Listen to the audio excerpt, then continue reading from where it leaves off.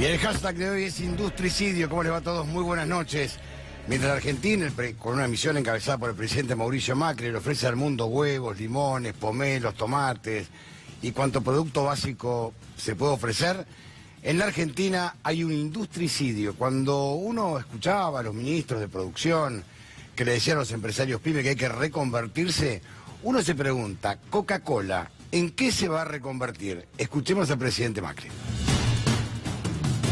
Contentos y agradecidos porque, una vez más, como hace 70 años, Coca-Cola vuelve a confiar en los argentinos. Y además algo tal vez más importante todavía, que Coca-Cola confía también en nuestra inteligencia. Tenemos que estar contentos.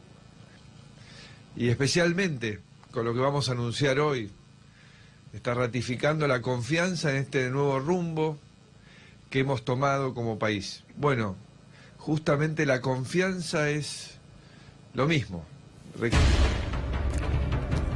A veces uno empieza a escuchar los discursos y la incontinencia discursiva del Gabinete Nacional es altamente llamativa y provocadora, porque la inteligencia, habla el presidente, y me pregunto yo, Fernando, si es inteligente salir a ofrecer huevos y a importar electrodomésticos. Estoy obsesionado con el tema de los huevos. Los huevos frescos. Esto ocurría hoy, ¿eh? ¿Qué tal, Antonio? Buenas noches. Buenas noches, Fer. Estas son imágenes de hoy en la puerta de FEMSA, la embotelladora de Coca-Cola, en el barrio porteño de Pompeya, donde es la planta que está amenazada de cierre, o por lo menos de una chique bastante interesante. Ahora, ¿vos te hubieras imaginado vos que la embotelladora de Coca-Cola, que convengamos que cuesta 80 pesos una botella de 1,5 litros, ¿no? Bueno, ese es el problema.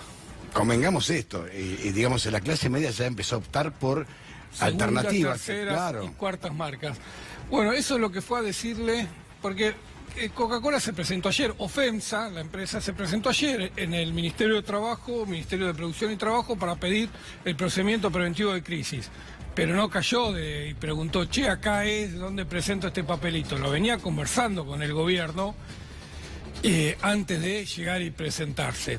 246 empresas se presentaron durante la gestión de Mauricio Macri, 2006, 2017, 2018, 246 empresas ya van presentadas al procedimiento preventivo de crisis. Bueno, estamos considerando también las que ya entraron en este 2019. 36, 55, 83, 108, es el récord absoluto, hay que ir hasta el 2012, cuando fue 84 empresas las que se presentaron al procedimiento preventivo de crisis. 2012, en el marco de la crisis financiera, económica, global que le pegó a todo el mundo, habían sido 84, ahora estamos en estos números. Es muy interesante porque cuando el Coca-Cola va y le habla al gobierno y dice, bueno, tengo que presentarme, ¿cuál es el problema? Es la caída de la venta. Se me desplomó el consumo. La gente dejó de consumir Coca-Cola y se pasa a segundas y terceras marcas. Y en el promedio general la venta de gaseosas cayó entre 14 y 15%. Hay muchos números dando vuelta. Es muchísimo. Es muchísimo. Pero las marcas líderes como Coca-Cola, la caída es mucho más importante. Porque las segundas marcas fueron robándole mercado a Coca-Cola y hace que no está el número, pero algunos dicen que puede ser 30% la caída de ventas de Coca-Cola. A pesar, Fernando, del posicionamiento que tienen los hipermercados la marca, ¿no? Por supuesto. Que tiene privilegio de góndola. Pero salís de los supermercados y las bebidas alternativas han ganado mucha presencia. Los canales de distribución en el Gran Buenos Aires, con los nuevos locales donde venden bebida al por mayor y los almacenes de proximidad, le van quitando lugar. Y el gobierno dice, bueno, si el problema es que vendés poco porque está cara, baja el precio. Para bajar el precio tenemos que ir a esto. Modificar las leyes laborales, modificar el convenio colectivo de trabajo, porque según el razonamiento oficial, parte importante del costo de las empresas es el costo laboral. Y esto es muy interesante porque acá es donde el gobierno hace, para mí, la mayor contradicción ideológica que se puede plantear en este modelo. Divide lo que es el trabajador de lo que es el consumidor. Entonces usted dice, no, los consumidores quieren precios más bajos. No trabajan. Así que sacar el salario a los trabajadores. Porque ellos no trabajan, el consumidor no traja. O sea, después te decía, es una incontinencia discursiva que es hasta Entonces provocadora. se plantea esta contradicción, es decir, sos consumidor, pero también sos trabajador. Si vamos a modificar el convenio colectivo de trabajo, si vamos a bajar salario a los trabajadores, tampoco van a tener plata para comprar una gaseosa más barata. Al contrario. En todo caso, le van a hacer un beneficio a quienes tienen ingresos y quienes hoy pueden pagar. Que puede pagar una coca, la va a pagar a cualquier precio. Y esto es lo que el gobierno está llevando adelante. La idea de que hay que bajar los precios vía la modificación de los convenios colectivos de trabajo para reducir el costo laboral de las empresas. Pero también, Fernando, esto es una obsesión de cierto sector de la derecha argentina. Es el trabajo cuesta. No ven el trabajo como una inversión, lo ven como un costo. No, a ver, en el razonamiento ideológico de este gobierno, el trabajo debería terminar en la actual estructura de relación de patrón, trabajador o empresa, empleado. Para este gobierno no existe eso. Para este gobierno existe capital y una persona que tiene que generar sus propios ingresos. Vos no sos trabajador, vos tenés que generar tus propios ingresos. Cuenta propista sería. Cuenta propista. Por eso impulsan tanto el monotributo. Vos dices, ¿por qué te tengo que pagar un salario? ¿Por qué te tengo que dar beneficios sociales? ¿Por qué me tengo que hacer cargo yo de tu jubilación? Es tu responsabilidad. Ahora, yo te necesito como trabajador, te contrato como monotributista y cuando se me termina la opción de trabajar, te tengo que dejar en la calle. Ese es el razonamiento. te meto la cuchara, el gobierno impulsaba ahora sí la reforma laboral y hoy el FMI se chocó con la CGT. Sí, fue muy interesante la reunión de la CGT con Roberto Cardarelli, el virrey. El virrey. Nosotros no pedimos ninguna reforma laboral. Toma mate. Toma mate. Agárrate. La reforma laboral y la reforma previsional son parte de las reformas estructurales que el Fondo Monetario Internacional viene exigiendo a la Argentina desde el primer acuerdo, no ya el segundo, desde el primer acuerdo. Y si uno va hacia atrás, también en toda la década del 90 pedía la reforma laboral, de hecho se avanzó mucho, y en la primera parte de la década del 2000 también se pidió por la reforma laboral. Así que no pedimos ninguna reforma laboral. La ley Valelco era la reforma laboral. Exactamente. Cualquier reforma estructural que se quiera llevar adelante, sea de la naturaleza que sea, es más viable en un marco de crecimiento económico. No entendí nada. No, está muy bueno porque ahora Cardarelli corre al gobierno por izquierda. El FMI... Ahora son progre. Ahora son progre. Claro, el FMI permanentemente dice... Argentina tiene un acuerdo vigente que presentó el gobierno a las autoridades del FMI y que el FMI decidió apoyar. Pero no es nuestro programa, es el programa del gobierno argentino. Y ahora le dice, no solo eso, sino que además te equivocás si vas a hacer una reforma laboral en crisis. Es mejor hacerla cuando estás creciendo. Ahora, ¿para qué te vas a meter con eso? Se lo dice Cardarelli. Poncio Pilato, podemos decir que también, ¿no? Tranquilamente. De todas maneras, hay una cuestión ideológica detrás. El gobierno quiere la reforma laboral porque quiere romper, y de hecho en alguna de las propuestas que presentó al Congreso, que estuvo redactada para presentar al Congreso, hablaba de equiparar la relación entre el empleado y el empleador como si fueran el mismo poder el que está sentado en la mesa de discusión. De ninguna manera hay uno que tiene poder y el otro es el que tiene que ser protegido por el Estado. Hoy en Estadio de Ferro hubo un acto del 21F, la multisectorial, y habló Moyano y dijo una frase, escúchela. Venimos permanentemente señalando esa perversidad que se está haciendo desde el gobierno con una política de entrega, de sumisión y además de hambre. Que este señor, cuando llegue la elección, no existe más. Cuando el pueblo pase nuevamente a expresar su voluntad, este gobierno desaparece. No lo aceptan ya ni los que lo votaron. Y yo les digo que, conversando con mucha gente, por ahí algún trabajador también se equivocó. Pero yo les puedo asegurar que a partir de ya hace un tiempo no se van a volver a equivocar. Estoy convencido que a este tipo lo echamos en octubre y a través de las urnas. Pero no vamos a decir, como hacen algunos, que está parejo, no. Estoy convencido que le ganamos, pero por mucho porcentaje de votos. No tiene la vaca atada. Bueno, si faltaba que aparezca algún jugador, ¿quién apareció? Hugo Violcati. Recordemos que estaba en la ciudad rural en la época de la 125, fue un gran impulsor de las marchas, los cortes de ruta. ¿Qué dijo Violcati, Fer? Entramos con las placas. La degradación del Ministerio de Agroindustria, Secretaría y su entrega al representante de una industria que busca mantener sus privilegios históricos son piedras difíciles de digerir. Y si esto se suma el proyecto de aprobar una semilla transgénica que pone en riesgo los principales mercados trigueros de nuestro país, el cóctel es realmente explosivo. ¿Sabes cómo es la historia? Cuente. Ahora cuento. Es cierto, es difícil pensar que el campo pueda volver a votar a la señora de Kirchner, pero señor presidente, señores dirigentes provinciales, en especial de la provincia de Buenos Aires, no crean que tienen la vaca atada. No es tan así. La vaca podría escaparse si surgiera una alternativa lógica hacia la que pudieran volcarse los votos motivados por la actual desilusión del productor, a quien, como habrán visto, no le faltan motivos para estar decepcionado. Lo dice Hugo Violcati. Hay dos cuestiones. Primero, critica al ministro, al secretario de Agricultura, por ser representante de la industria cárnica, porque él viene de la sociedad rural. La sociedad rural es la industria cárnica. Así que hay un primer pase de factura interno que tiene que ver con el origen del secretario de Agricultura. Pero el otro, cuando habla de la semilla transgénica, Argentina desarrolló por primera vez en el mundo, es un desarrollo argentino, no hay otra semilla en el mundo, un trigo transgénico.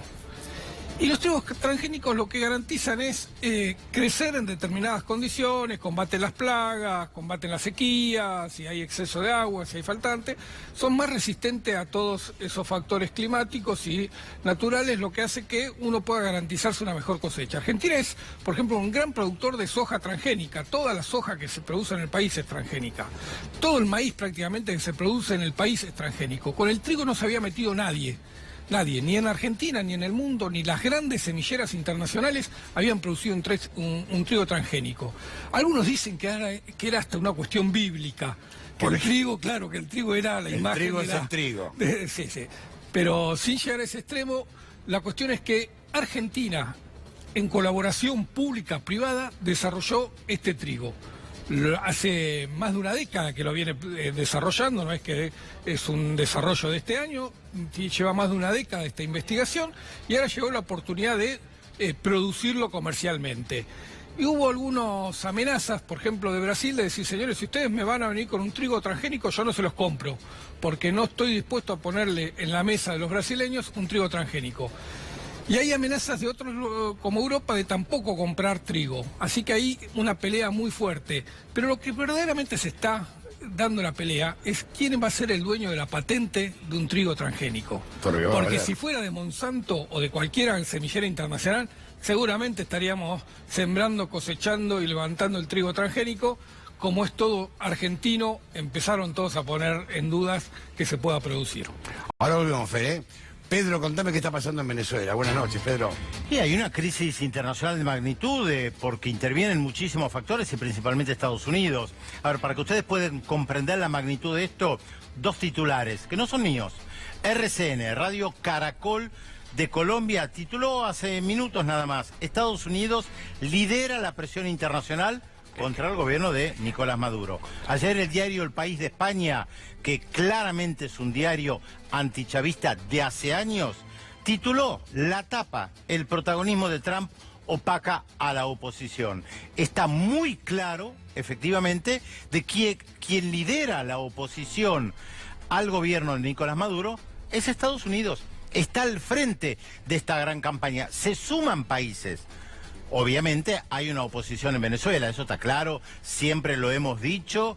Hay un sector muy importante de la población en Venezuela que nunca adhirió al chavismo y que siempre buscó todas las maneras de derrocarlo. Lo que pasa es que ahora tiene el apoyo principal de Estados Unidos y fíjense lo que es un contexto internacional. El presidente de Chile, Sebastián Piñera, diciendo: yo voy a ir a Cúcuta a ayudar a distribuir ayuda humanitaria. El presidente de Paraguay, Mario Abdo, diciendo lo mismo: voy a ir a Cúcuta para distribuir ayuda humanitaria. Claro, cuando tiene gente ahí frente al Palacio de Gobierno en Asunción manifestando, miran por otro costado, miran lo que está pasando en Colombia y Venezuela. Es muy raro esto realmente. Además, organización de un concierto y la gran pregunta, ¿qué va a pasar el sábado si efectivamente van a tratar de entrar masivamente a través de la frontera con lo que llaman ayuda humanitaria, que les recuerdo, la Cruz Roja de Colombia dijo que no se sumaba a esto porque dijo que acá hay una manipulación política. Y ahora le vamos a preguntar también al ex canciller Jorge Tayana lo que significa, por ejemplo, que tomaran los seguidores de Guaidó la embajada de Venezuela en Costa Rica. Hasta tal punto se irritó que incluso el gobierno de Costa Rica, que no es chavista para nada, dijo, les dimos una mano y se tomaron el codo. ¿No es grave esto, Tayana, que tomen una embajada? Buenas noches, Jorge. ¿Qué tal? ¿Cómo Buenas está? noches. Sí, claro que claro. Hubo también un incidente raro en Ecuador, ¿no? En Guayaquil, efectivamente, en el consulado en En Guayaquil. el consulado no quedó muy claro qué era, pero era también un hecho. Lo que pasa es que hay una situación muy irregular. El reconocimiento a la presidencia interina de Guaidó, que han hecho una serie de países, es un reconocimiento político, pero no de acuerdo al derecho internacional, ni no diplomático, ni no legal. Eso pasa en la Argentina. En la Argentina, si uno quiere tener un certificado de buena conducta, ¿a dónde tiene que ir? Si es venezolano, tiene que ir al consulado que está en manos de las autoridades de la Cancillería venezolana de Maduro. Y el gobierno argentino llama todos los días a los funcionarios de la embajada y del consulado de Venezuela y mantiene relaciones con ellos. Es más, los europeos lo mismo, los europeos lo han tenido que decir explícitamente, no. Hicimos un reconocimiento político, pero no diplomático en el derecho internacional. Es una situación obviamente muy irregular. Mi impresión es que esa jugada fue una jugada que tendía a buscar el derrocamiento de Maduro vía una fractura, una decisión de forma inmediata de las Fuerzas Armadas, y eso era un round, se tenía que caer ahí, le pegaron la piña, no se cayó. Eso entonces quedó en un impasse y ahora el sábado tenemos lo que vos decías, un nuevo gran desafío, pues la situación es muy delicada, es muy riesgosa y es muy peligrosa. Es decir, porque no solo está la posibilidad de que entre gente con la ayuda, sino están los que están viniendo a Caracas. Guaidó, con un grupo de personas, diputados, seguidores, están yendo a buscar la ayuda. O sea, se están desplazando, son 800 kilómetros hasta la frontera con Colombia, la zona de Cúcuta, y ahí entonces hay una tensión creciente. Lo que hay hoy es una medida que tomó el gobierno de Venezuela, que es suspender desde esta noche la frontera, cerrar la frontera con Brasil en Roraima y cerrar también la frontera marítima y aérea con las Antillas holandesas, que es de donde podría venir por agua otro de estos grupos de ayuda o con alimentos. Porque el canciller holandés dijo claramente esta semana que apoyaba a Guaidó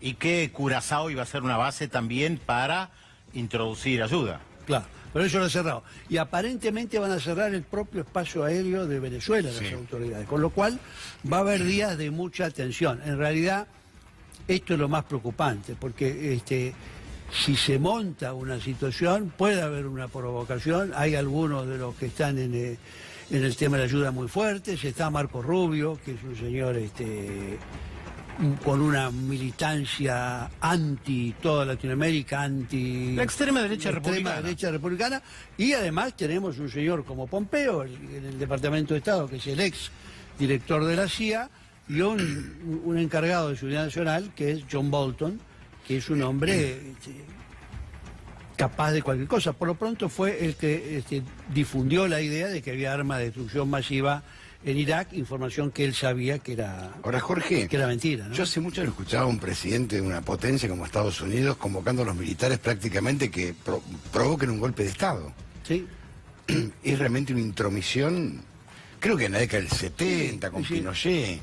Es una intromisión, pero es más que esto, porque es una idea de cómo está viendo la autoridad del país más poderoso del mundo su relación con los otros países. Es un retorno a una doctrina Monroe ultra activada en defensa de ellos. Y es sobre todo un enorme desprecio por la democracia de la región. Nosotros hemos tardado 30 años en tener una región en democracia y lo que está haciendo el presidente de Estados Unidos es se está cargando toda la autonomía y todo concepto de democracia y de respeto por el derecho internacional y de no intervención. Ahora, ¿no? hablando de respeto, a mí me llama mucho la atención que mucha gente que calificó a Trump como un loco, un extremista, una persona poco confiable y que está rodeado de gente denominados halcones, que pone a alguien como Elliot Abrams, que intervino en América Central en la década del 70, del 80, que apoyó masacres abiertamente, hoy no digan nada cuando Estados Unidos lidera esto en contra de Venezuela. Me llama la atención eso. Bueno, es que lo que está sucediendo con la derecha en todo el mundo, pero se nota mucho en la región, es que la derecha está corriéndose hacia la extrema derecha. Es lo mismo de Bolsonaro. Hemos leído acá editoriales en diarios, largas notas, no editoriales, en diarios centenarios que hablan de que Bolsonaro pues es una muy buena cosa para el presidente Macri, un muy buen aliado. Estamos hablando de un señor que es un señor completamente autoritario, antidemocrático, homofóbico, misógino, racista, toda esa cualidad. Y eso puede ser bueno. No, eso no es bueno para la región. Y sin embargo, ¿por qué?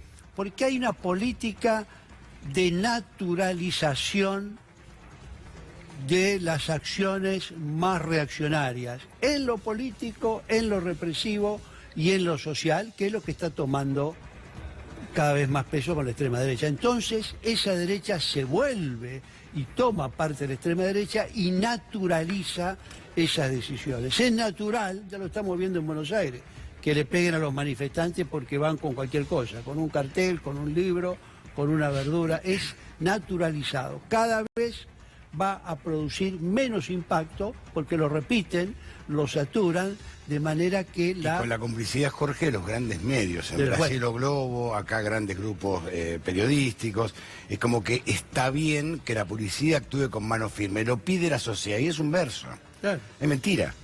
Pero es que ese es el otro proceso. Este proceso, además de verse muchas razones, tiene como un componente muy importante en nuestros países, pero también en casi todo el mundo, sí, en realidad una enorme concentración de los grandes medios. No vamos a hablar de la Argentina, hablemos del Reino Unido, que tiene 90 y tantos % y lo tiene a Murdoch en el medio de un problema. O sea, ese proceso de concentración y por lo tanto de homogeneizar y disciplinar y orientar el pensamiento es uno de los elementos centrales de la dominación del gran capital financiero, que es lo que estamos viviendo en estos tiempos. No, y aparte, invisibilizar la realidad.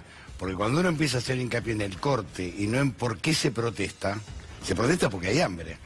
Y se hace hincapié en el corte. Se cortó la calle, pobre automovilista. No, pobre tipo que no puede comer. ¿Qué es lo que pasa? Claro. Bueno, hay una cosa muy interesante, yo lo conversaba el otro día con Felipe Solá, creo.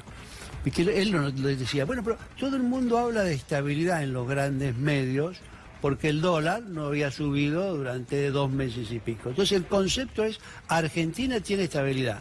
Argentina no tiene estabilidad, con una inflación del 48%, con un aumento de la pobreza, con una caída de la actividad industrial, con un cierre de empresas. Obviamente que no hay estabilidad. Lo que hay es inestabilidad. Pero ellos se transformaban 2 meses de estabilidad cambiaria en un mensaje de naturalizar, ya está todo tranquilo, todo se está encaminando. Esta semana, después de este movimiento del dólar, era el Banco Central logró contener y tiene... Claro. No, ¿qué pasó? No sabemos ya si el dólar es bueno que esté quieto, no sabemos si es bueno. Vos decís que esté obsesionado eso, ¿no? Exitosa gira del presidente Macri a Vietnam. Vendimos huevos. En la India y limones. Huevos a la India, a Vietnam naranjas. Naranjas o limones. Ahora, si eso es exitoso, y nadie habla del CERSAT, por ejemplo, de ese DNU pretende cerrar además, el futuro.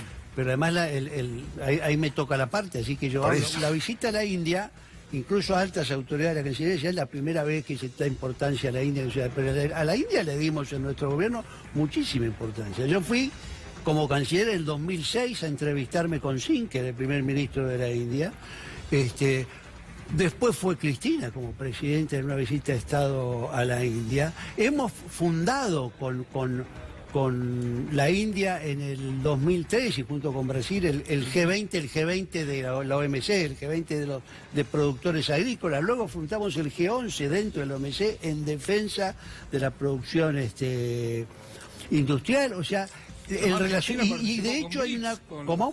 Argentina con India participó de los BRICS, en Fortaleza fue una de las... Participó, y además fue... tenemos un acuerdo, el Mercosur, uno de los pocos países que tiene pocos acuerdos, es verdad, tiene un acuerdo de facilidades con una serie de líneas de proyectos de la India, que ahora lo quieren ampliar. Me parece muy bien que lo quieren ampliar, pero digamos, ellos parten de contarte una historia que no es verdad. Y de hecho hay empresas argentinas, empezando por Techin, que hace años que tienen presencia y oficinas en la India, pero ellos te cuentan una historia que no tiene nada que ver. Y no te hablan de una cosa que sí es importante y que seguramente preocupa mucho a la industria farmacéutica acá, que es qué compromisos asumió Macri en relación a la industria farmacéutica de la India, que es muy importante y que es obviamente una preocupación para la industria farmacéutica. Pero un país de productor de nacional. genéricos, de muchos medicamentos genéricos. Claro. Combatidos por las grandes empresas, las grandes multinacionales. Y también como con Brasil. pone muy a la defensiva a la producción nacional de medicamentos, digamos, ya, si no lo tenés, pero eso no aparece. Y lo mismo lo de Vietnam. Ha habido varias visitas de presidentes a Vietnam, o sea, están descubriendo el agua tibia. Descubrieron que había que mantener las relaciones con China después de haber dicho que había que romperlas, lo que era obvio, porque es nuestro segundo socio comercial. Descubrieron que había que mantener relaciones con Brasil después de haber dicho que había que liquidar el Mercosur, porque es obvio que es nuestro primer socio comercial. Descubrieron que hay que tener relaciones con Rusia, que es un país importante y con un desarrollo de industria fuerte. Descubrieron que hay que tener relaciones con la India y con el sudeste asiático. Descubren que hay que tener relaciones con América del Sur, lo que ya sabíamos, y por eso creamos UNASUR y le exportamos más del 50% de nuestra industria a la región. O sea, ellos permanentemente tratan de ponerse en la página 1 del libro y la verdad que no están haciendo nada con éxito, sobre todo. Gracias, Jorge. No, gracias. Fernando. Sí, porque hoy el INDEC informó los datos de la canasta de pobreza. Ayer conocimos los datos de la ciudad de Buenos Aires, que había dado 25.000 pesos por mes el piso para una familia no ser pobre. Hoy se conocieron los datos de el INDEC, que mide a nivel nacional y que dio un poco más alto, 26.000 pesos una familia tipo, matrimonio con 2 hijos, para no caer abajo de la línea de pobreza. Esta diferencia tiene que ver con los distintos costos que tiene vivir en distintos lugares del país. En la ciudad de Buenos Aires, por ejemplo, es más barato el transporte y los servicios, aunque parezca mentira, relativamente son más baratos que en el interior del país, y eso hace que, por ejemplo, la vivienda, que en la ciudad es más cara, la canasta no lo mide. Ahí tenemos el número, 26.442 pesos, lo que necesita una familia para no ser pobre, 3.7% más que subió en enero respecto de diciembre y subió 55.8% en el término de un año. Ahí la inflación minorista en el término de un año está en 49%, por lo tanto siempre la canasta básica aumenta más que el número global de la economía. 55.8 fue el aumento de la canasta básica, 49.3 la inflación de 12 meses de enero a enero. 47.6 había sido la de 2018, 49.3 si ya incluimos este enero que pasó. Y ahí está el gran problema, ¿no? Suben más los precios de los consumos de los sectores más populares, sube más el transporte, suben más los alimentos, y eso es lo que refleja la canasta básica. ¿Cómo pega en los sectores de menos ingresos el aumento básicamente de los alimentos, donde giras como la que concretó ahora el presidente prometiendo exportar en materia prima alimentos básicos como huevos frescos o naranjas y limones, se trasladan al precio interno? Cuando uno tiene ese nivel de exportación sin ningún tipo de protección hacia su mercado interno, traslada el precio de exportación al precio interno, y es lo que se refleja en el crecimiento de estas canastas básicas de pobreza e indigencia.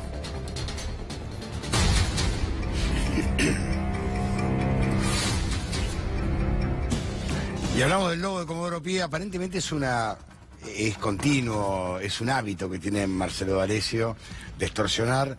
Aquí habían puesto, una pasión es una pasión. Vamos a presentar este informe. ¿Usted lo conoce al doctor D'Alessio, a Marcelo D'Alessio? Sí, lo conozco, es la persona que ha venido un par de veces de la Fiscalía a declarar y a traer un denunciante. Perfecto. ¿Usted tenía conocimiento que él invocaba su nombre para actuar como en nombre suyo, pidiendo o esta plata supuestamente o alguna otra acción? No, por supuesto que no. O sea, eso lo tenés vos. Pero los oficios los sacó Stornelli, Sí. sabiendo que todo esto me va a llegar a mí. Obviamente Stornelli va a querer una buena atención, pero es un problema de Stornelli, después, qué sé yo, tuyo y de Stornelli, qué sé yo, yo no. Nada. Sí. Si vos le juntas 3 delitos más que no están incluidos, al tipo se le revocan la posibilidad de ser un testigo arrepentido o protegido. Ajá. A lo cual, si a vos te cuesta 400, al tipo le va a costar un palo 2.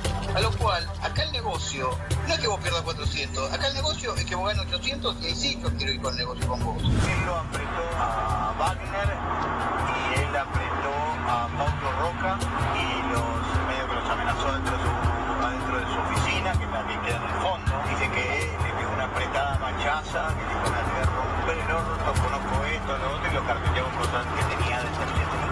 Y para mí les cobró a Paulo le cobró fuerte.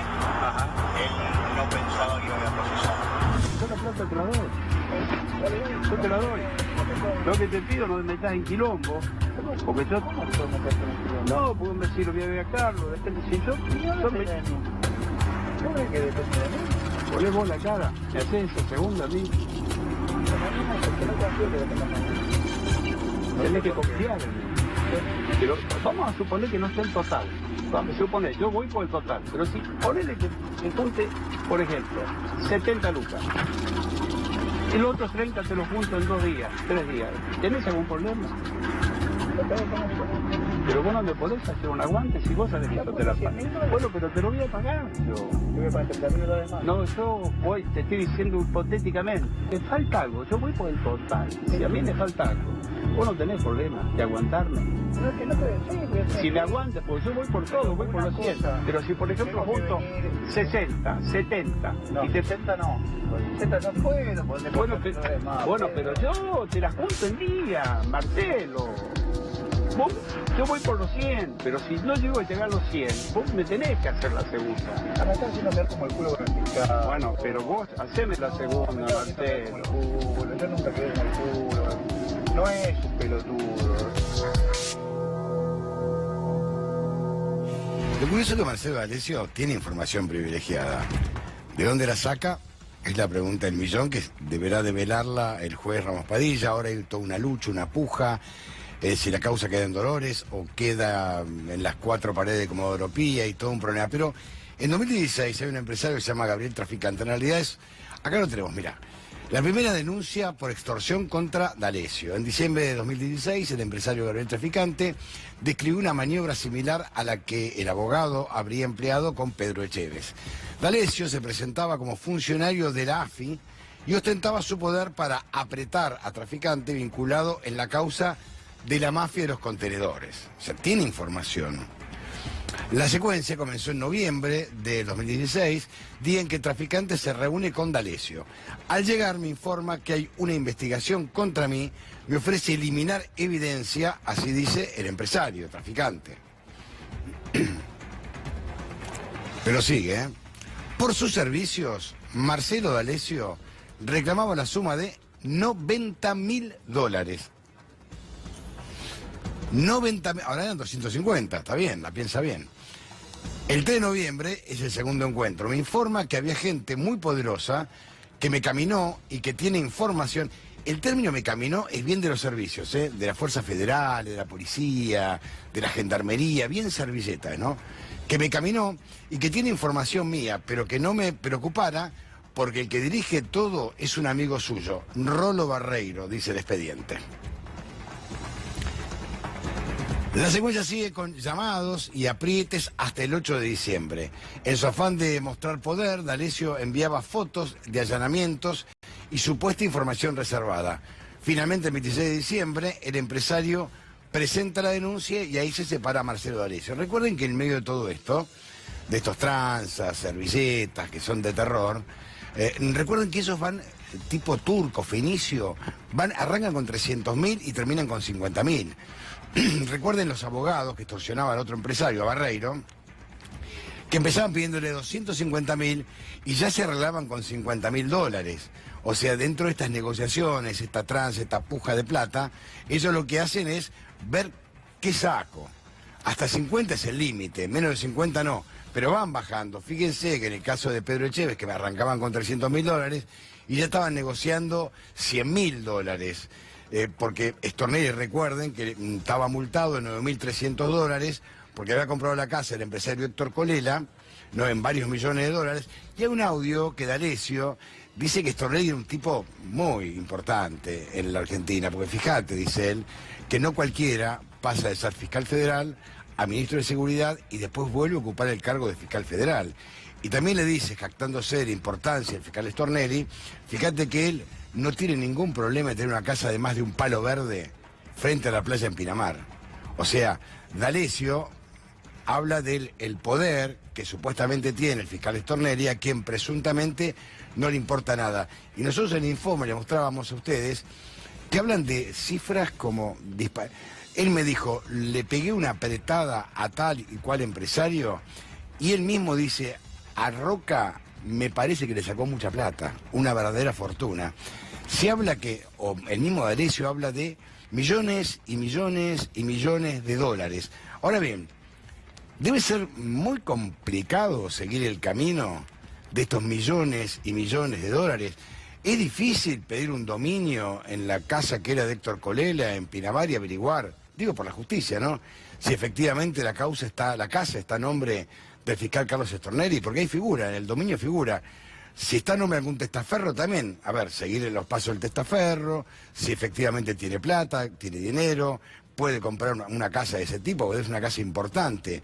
Porque recuerda que le faltaban $300.000 y como pagó tarde lo multaron en $9.300. A su vez, ahora viene la otra trama de esta causa, una trama compleja. ¿Por qué digo compleja? Porque seguramente ya Ercolini pidió la causa, porque recordemos que Stornelli radica la denuncia contra D'Alessio en el juzgado de Ercolini, que ¿dónde queda? En Comodoro Pi. A su vez, Pedro Echeves, que es oriundo de Mar del Plata, radica la causa en el Juzgado Federal de Dolores. El Juzgado de Dolores depende de la Cámara de Mar del Plata y Ercolini depende de la Cámara que está en Comodoro Pi. O sea, hace una puja bastante compleja y seguramente en esa puja compleja, muy jurídica, allí ambas cámaras pretenderán retener la denuncia en Dolores o en Ercolini. Pedro Brigger con más información. Ahora vamos a la información de Ecuador, porque el Fondo Monetario Internacional también ha regresado a Ecuador. Y ustedes dirán, ¿con el mismo plan que para la Argentina? Sí, exactamente con el mismo plan. Adivinaron, casi que era una pregunta retórica. El Fondo Monetario Internacional, siempre lo hemos dicho, va con el mismo libreto bajo el brazo, país por país. Lo interesante es que el ministro de Finanzas de Ecuador ahora y el gobierno de Lenín Moreno, que festeja el acuerdo con el Fondo Monetario Internacional, que dice que esto es histórico, dijo textualmente, queremos trabajar como socios estratégicos.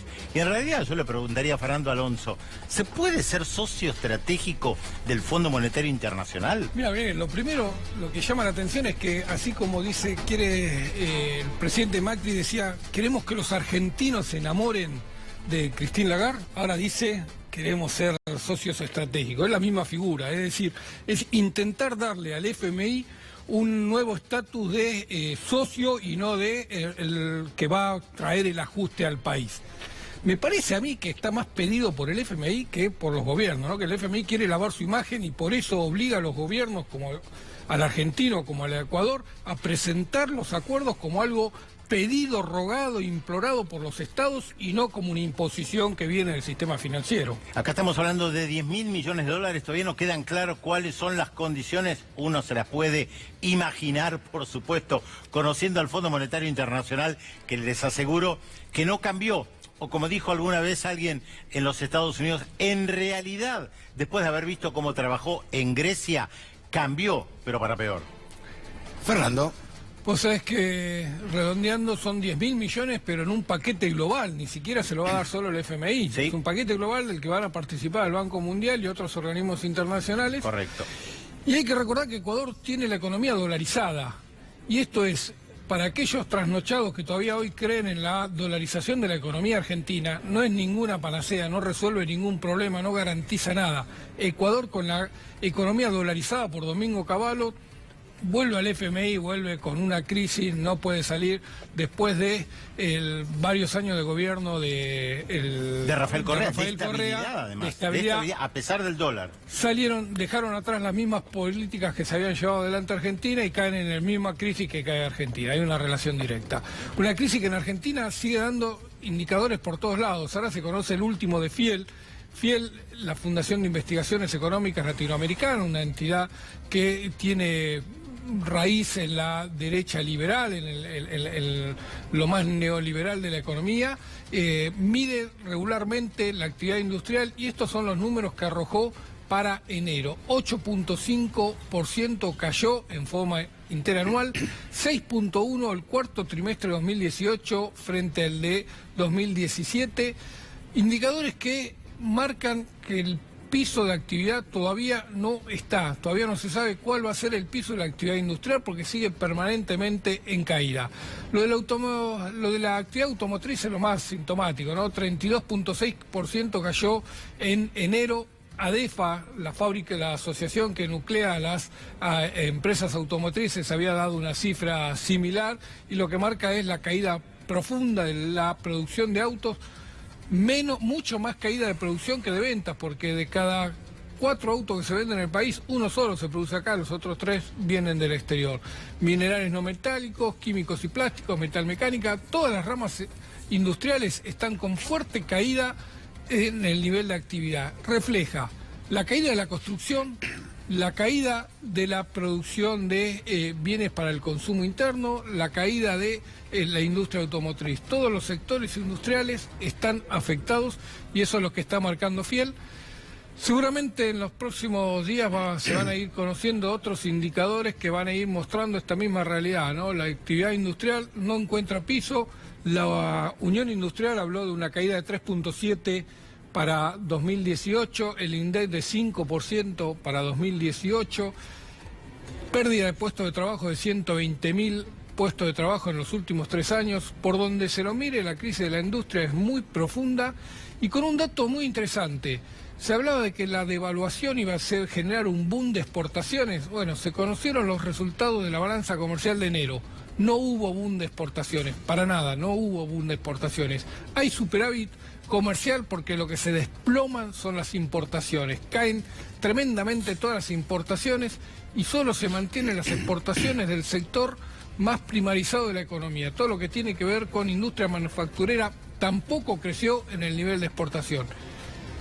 No hay devaluación que sirva si no hay un plan económico detrás. No sirve solo devaluar si no hay un plan. Y todo indica que este gobierno no tiene ningún plan industrial y que sigue solo basado en la exportación primaria como fueron los convenios que alcanzó el presidente Mauricio Macri en esta gira. Ahora te hago una pregunta, hablaste de evaluación, ¿cómo cotizó el dólar hoy y la tasa de interés? ¿Y el riesgo país si lo tenemos? Ayer anticipamos, ¿no? La tasa de interés se iba a disparar hoy. Cerró ayer en 46 promedio, pero la máxima era 49. Bueno, hoy fue 49.02 la tasa promedio a la que colocó el LELIQ. Como hizo ayer, el Banco Central salió a ofertar LELIQ y terminó comprando más de las que ofertaba en esta decisión de seguir secando de pesos a la plaza. Provocó una leve caída del dólar, 40.52. Hoy no hubo información de que haya invertido, que haya realizado operaciones de dólar a futuro. Dólar a futuro, hay que recordar, hay que tener siempre presente, es un seguro de cambio. Es un seguro que le ofrece el Banco Central a quienes se quieren ir del país. ¿No hay gente que está procesada dispuesto... por esto? ¿Cómo? ¿No hay una causa abierta por esto? Hay una causa abierta que nunca va a llegar a juicio, porque el día que esa causa llegue a juicio tienen que ir a juicio todo, se negue para acá todo lo demás. Así que esa seguramente va a dormir en algún cajón. El dólar futuro es un seguro de cambio, con lo cual el Banco Central de Guido Sanleri está tentando a los dueños de los fondos de inversión a que se queden todavía un poquito más en el país, que no se vayan tan presurosos, que aguanten algunos meses, que les van a garantizar que se van a poder llevar a los dólares al precio convenido. Bajó penitas, 40.52, todavía no está controlado, el dólar está dentro de la banda de fluctuación y esto es algo que, aunque parezca mentira, termina complicando a todos los operadores del mercado, porque se podría devaluar hasta un 30% del dólar sin que el Banco Central pueda intervenir vendiendo divisas. Así que hay todavía mucho ruido en el mercado de cómo va a ser el nuevo piso en el que se estabilice el dólar. Estaba con nosotros la diputada nacional por el Frente Renovador, Cecilia Moró. Cecilia, ¿cómo está? ¿Cómo va? Buenas noches.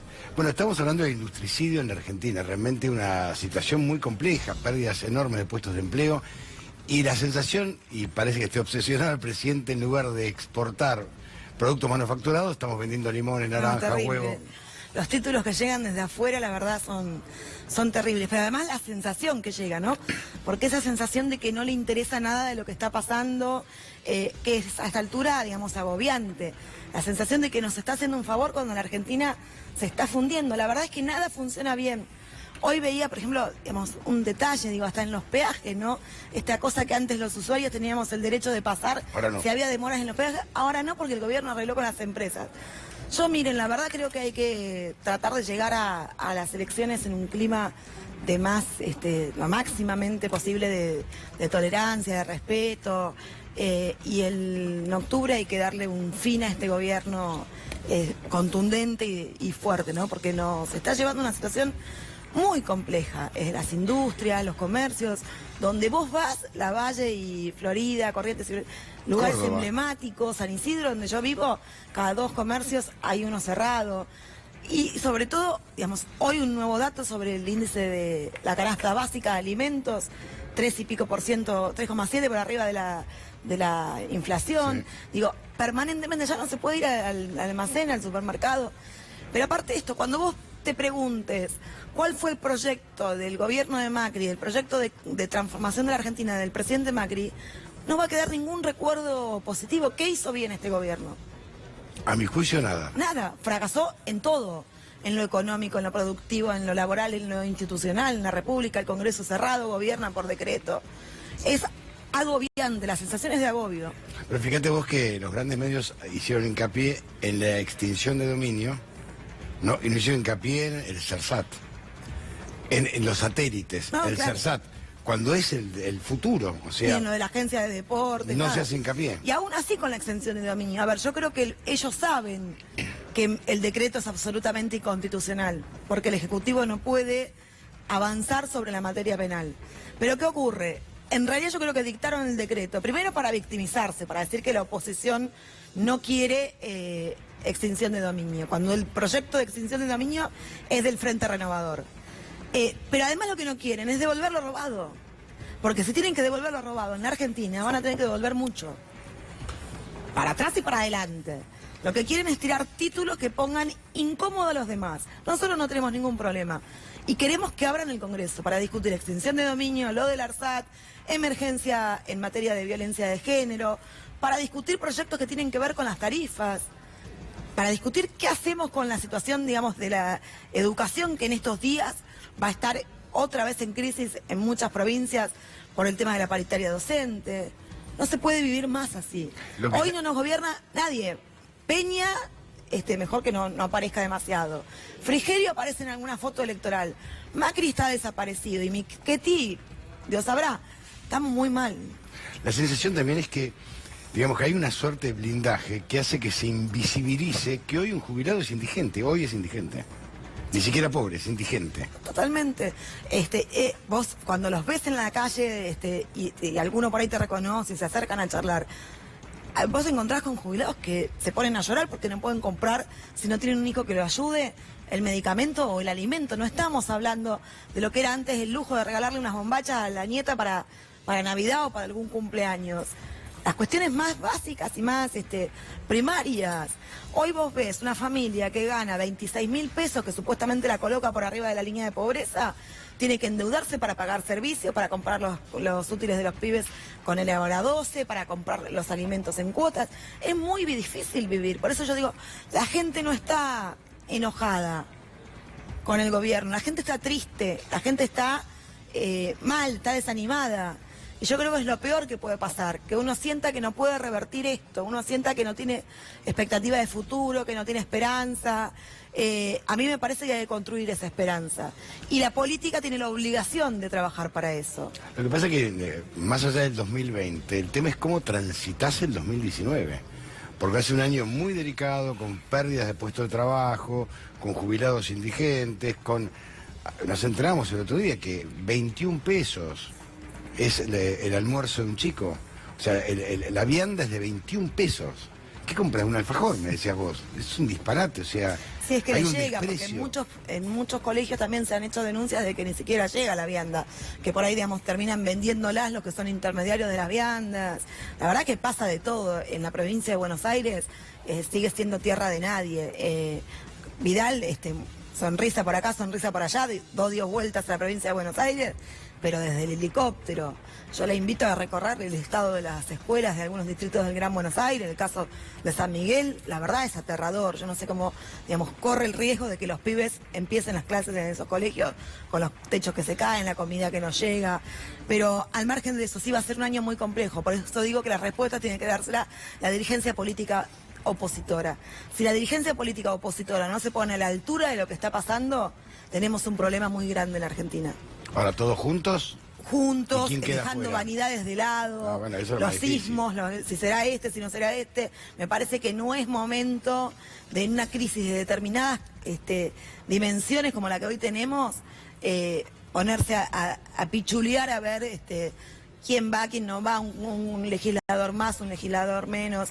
A mí me parece que las Pero vos sabés PASO... que eso ocurre. Bueno, por supuesto que ocurre y son parte de las reglas de juego, pero cuando uno tiene una situación excepcional, tiene que dar una respuesta excepcional.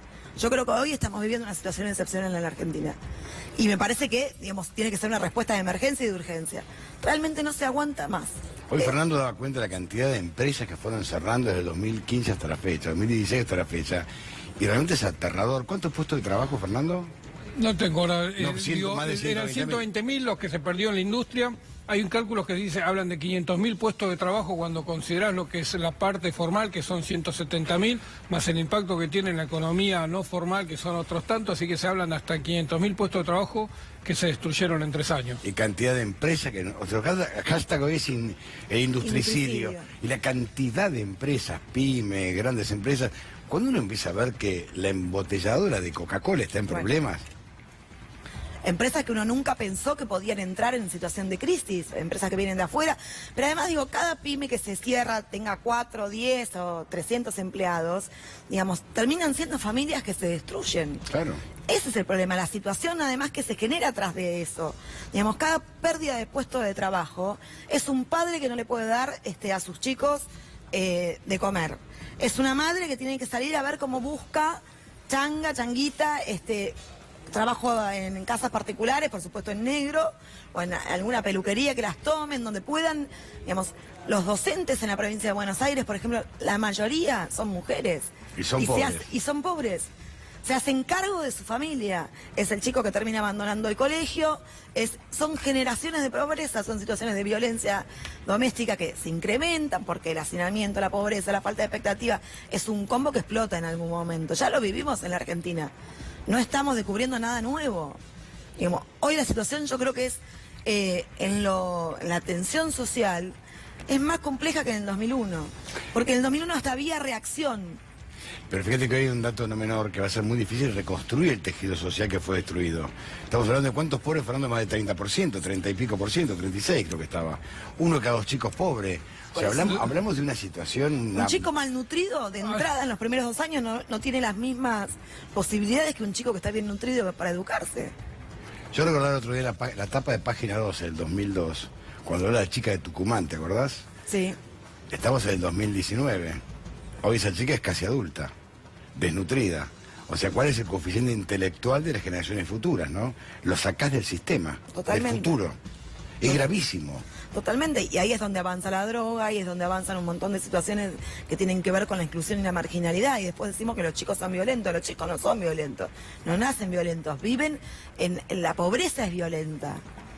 Y la pobreza estructural es violenta, no tener situaciones de garantía de un acceso a salud, un sistema de salud digno. Los hospitales en Gran Buenos Aires, en la Argentina, son realmente para llorar. La educación pasa lo mismo, no tenés oportunidades. Y eso es realmente, creo que, muy chocante, muy frustrante.